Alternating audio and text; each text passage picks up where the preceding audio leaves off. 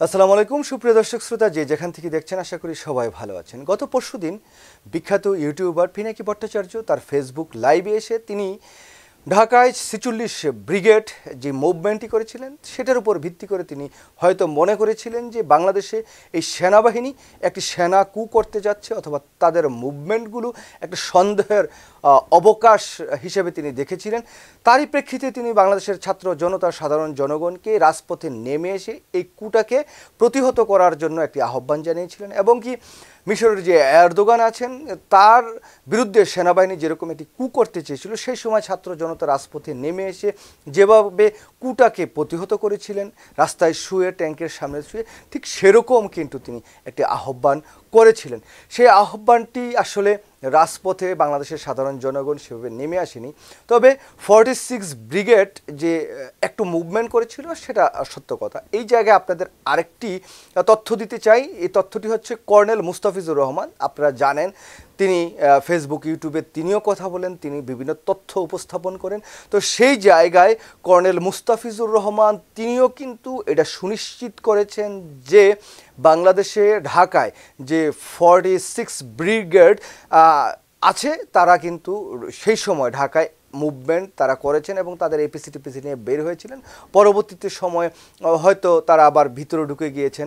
এখানে আরেকটা তথ্য আপনাদের দিয়ে রাখতে চাই যে জুলাই আগস্ট বিপ্লবের পর ছাত্র জনতার এই যে আন্দোলনের মধ্য দিয়ে শেখ হাসিনাকে বিতাড়িত করার পর যখন ডক্টর মোহাম্মদ ইউনূস সরকার রাষ্ট্র ক্ষমতায় আসলেন, তারপর থেকে কিন্তু বাংলাদেশের সেনাবাহিনী তারা ম্যাজিস্ট্রেটি পাওয়ার নিয়ে রাজপথে আছেন। সুতরাং যে কোনো সময় তারা হয়তো রাজপথে যেহেতু টহল দেন, তারা রাজপথে থাকেন, তো সেই জায়গা থেকে এই যে সেনাবাহিনী বের হওয়া, সেই মুভমেন্টটাকে হয়তো অনেকেই স্বাভাবিক একটি বিষয় হিসেবে দেখছেন। তবে পিনাকিদা, মুস্তাফিজুর রহমান, ইলিয়াস, কনক সহ আরও অনেক সেনা অফিসাররা এই যে 46 ব্রিগেডের যে মুভমেন্ট সেটাকে একটু সন্দেহের চোখেই অনেকে দেখেছেন বা দেখছেন। কিন্তু ইতিমধ্যে আমরা ফেসবুক, ইউটিউবে নানা তথ্য, নানা মানুষজন সামনে নিয়ে আসছে। সেই জায়গায় অনেকে বলার চেষ্টা করেছেন যে পিনাকির ব্যর্থ গুজব জনগণ প্রত্যাখ্যান করেছে। এরকম আসলে কি জনগণ প্রত্যাখ্যান করেছে?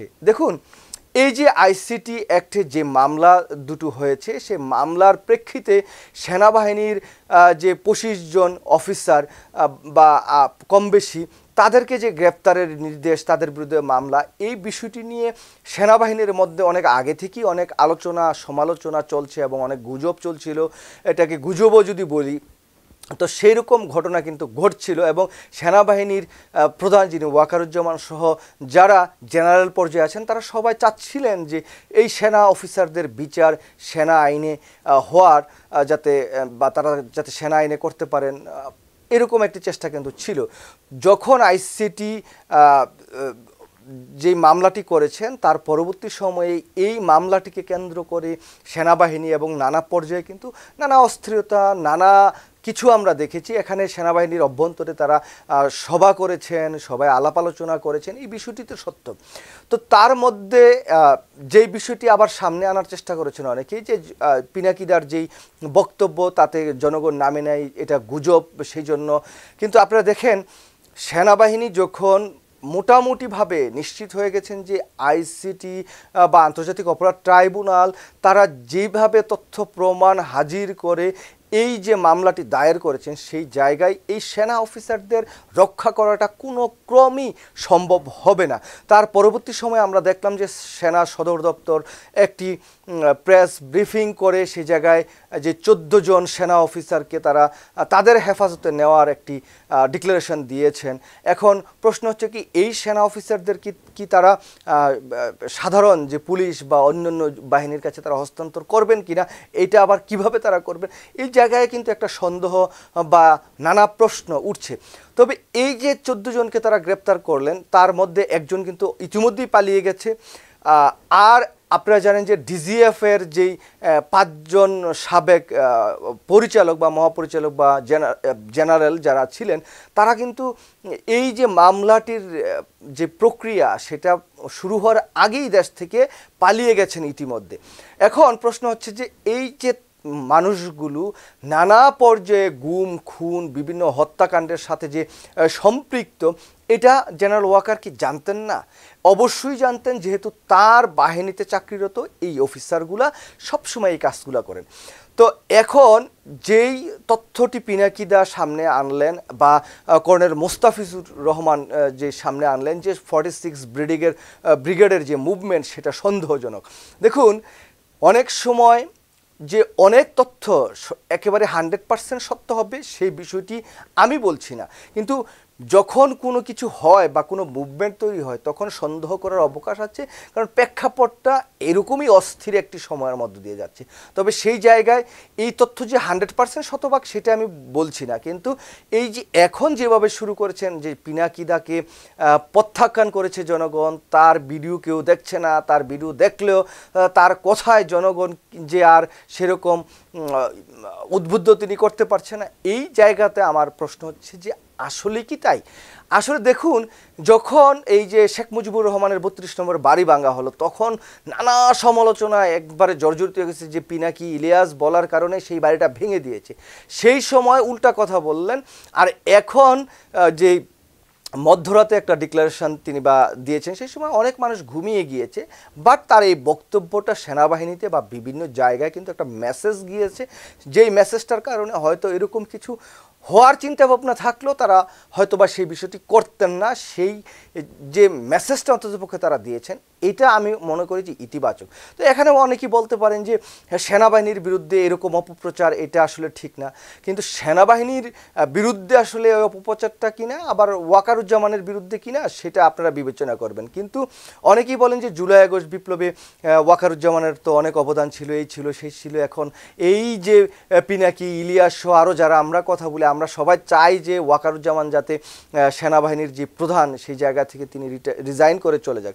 দেখুন, এই ওয়াকারুজ্জামানকে এই জায়গাটিতে বসিয়েছে শেখ হাসিনা, এবং ওয়াকারুজ্জামান নানা সময় তার যে কথাবার্তা বা তার যে আচরণ, সেই জায়গা থেকে তাকে সন্দেহ করার অনেক অবকাশ আছে। এবং বাংলাদেশের জনগণ চাওয়ার আগে তো ওয়াকারুজ্জামান নিজেই জুলাই আগস্ট বিপ্লবের পর বাংলাদেশ যখন একটা স্থিতিশীল অবস্থা আছে, যে ভাই আমি রিজাইন করে চলে গেলাম, তোমরা এখানে এরকম একজন লোক দাও যে শেখ হাসিনা বা শেখ পরিবার বা আওয়ামী লীগের সাথে তার কোনো সম্পৃক্ততা ছিল না। যেহেতু দেশপ্রেমিক একটা সেনাবাহিনী, এই সেনাবাহিনীকে স্বচ্ছ রাখার জন্য, কোনো প্রশ্নের ঊর্ধ্বে রাখার জন্য সেই কাজটা ওয়াকারুজ্জামান করতে পারতেন, কিন্তু সেই কাজটা ওয়াকারুজ্জামান করেন নাই। বরঞ্চ তিনি নানা সময়ে নির্বাচন দিতে হবে, অমুক সময় হবে, এই যে নানা প্রশ্ন তিনি জনগণের সামনে তুলে ধরেছেন, সেই প্রশ্নগুলোর মধ্য দিয়ে কিন্তু তিনি তার যে বিতর্কিত জায়গাটা, সেই জায়গা আরও বেশি তিনি বিতর্কিত হয়েছেন। তো এখন প্রশ্ন হচ্ছে, অনেকে মনে করেন যে সেনাবাহিনীর প্রধান যদি ওয়াকারুজ্জামান থাকেন, তাহলে আগামী দিনের যে নির্বাচনটি আসছে সেই নির্বাচনটি সুষ্ঠু, অবাধ, গ্রহণযোগ্য নাও হতে পারে। তিনি হয়তো বা কোনো দলের একটি পারপাস সার্ভ করার চেষ্টা করেন, সেরকম একটি বিষয় তো আছেই। তো সর্বোপরি আমি যে বিষয়টি বলতে চাই যে জনগণ আসলে কি পিনাকিদার বা এই যে পিনাকিদার ব্যর্থ গুজব সেটাকে প্রত্যাখ্যান করেছে, নাকি জনগণ সচেতনতা বৃদ্ধি পেয়েছে সেই বক্তব্যের মধ্যে দিয়ে, সেটাই কিন্তু এখন বড় প্রশ্ন।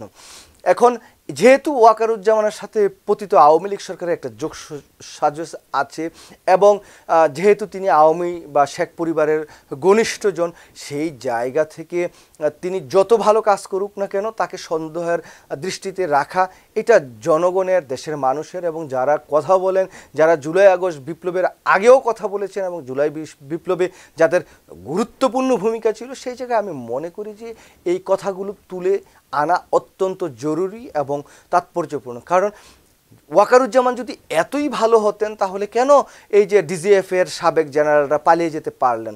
তিনি তো তাদেরকে আটকে রাখতে পারতেন, যে তারা হয়তো অপকর্ম করেছে, সে সময় আয়নাগর গুম খুনের সাথে তাদের নেতৃত্বে সেই লোকগুলো ছিল। জিয়াউল হাসান যিনি এখন গ্রেপ্তার আছেন, তিনি তো পালিয়ে যেতে অলমোস্ট চলেই গিয়েছিলেন, বিমানে উঠে গিয়েছিলেন, সেই জায়গা থেকে তাকে ফিরিয়ে বা গ্রেপ্তার করে আনা হয়েছে। তো এই সমস্ত বিষয়গুলো তো আছেই।